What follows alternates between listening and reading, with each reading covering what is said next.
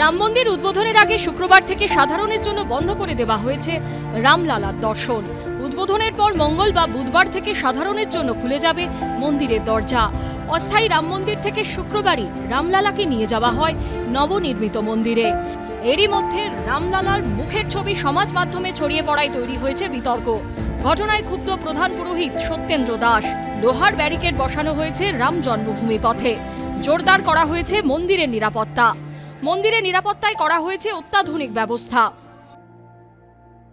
এই মুহূর্তে দেশের সবচেয়ে বড় হাই প্রোফাইল মন্দিরগুলোর মধ্যে অন্যতম রাম জন্মভূমি মন্দির।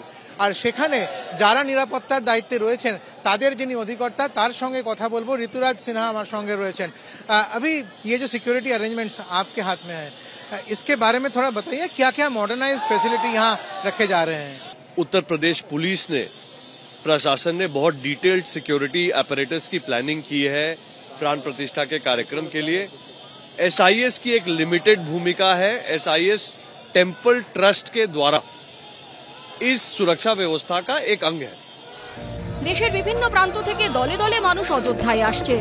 ভিভিআইপি ও দেশ বিদেশের অতিথিদের আসার আগে কড়া নিরাপত্তায় মুড়ে ফেলা হয়েছে গোটা শহর। মুখ্যমন্ত্রী যোগী আদিত্যনাথ নিজে সবকিছু দেখভাল করছেন। সকাল থেকেই কিন্তু রামলালা দর্শন বন্ধ হয়ে গেছে। মন্দিরের সামনে কাউকে যেতে দেওয়া হচ্ছে না। আবার হয়তো 24 তারিখের 22 তারিখে উদ্বোধনের পর 24 তারিখ খুলে দেওয়া হবে সাধারণ মানুষের জন্য।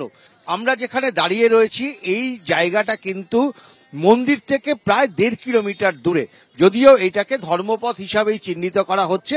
শুধুমাত্র নিরাপত্তা বলয় কিভাবে তৈরি করা হচ্ছে, এখানে প্রত্যেকের গাড়ি চেক করা হচ্ছে এবং যাদের একমাত্র অনুমতি রয়েছে তারা ছাড়া ভেতরে কাউকে ঢুকতে দেওয়া হচ্ছে না। এরই মধ্যে রাম মন্দির উদ্বোধনের আগে সক্রিয় হয়ে উঠেছে অনলাইন প্রতারণা চক্র। অভিযোগ, ভুয়ো কিউআর কোড পাঠিয়ে ভক্তদের কাছ থেকে রাম মন্দিরের নামে আর্থিক অনুদান চাওয়া হচ্ছে। বিষয়টি নজরে আসতে কড়া পদক্ষেপের দাবি জানিয়েছে বিশ্ব হিন্দু পরিষদ।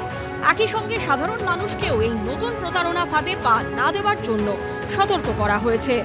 সঞ্জয় মিত্র, উজ্জ্বল মুখোপাধ্যায় ও অর্ণব মুখোপাধ্যায়ের রিপোর্ট, এবিপি আনন্দ। সত্য অন্তহীন, সত্যের খোঁজও তাই, সত্য সন্ধানে তাই আমরা অক্লান্ত, অকুতভয়। এবিপি আনন্দ নতুন ভাবনার প্রতীক, যা মনে মুক্ত, তথ্যে যুক্ত এবং যাবতীয় সীমানার বাঁধন থেকে মুক্ত।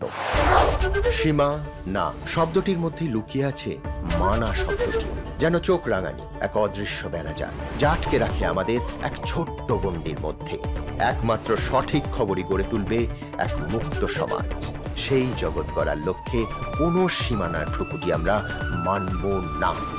এবিপি আনন্দ এগিয়ে থাকে, এগিয়ে রাখে।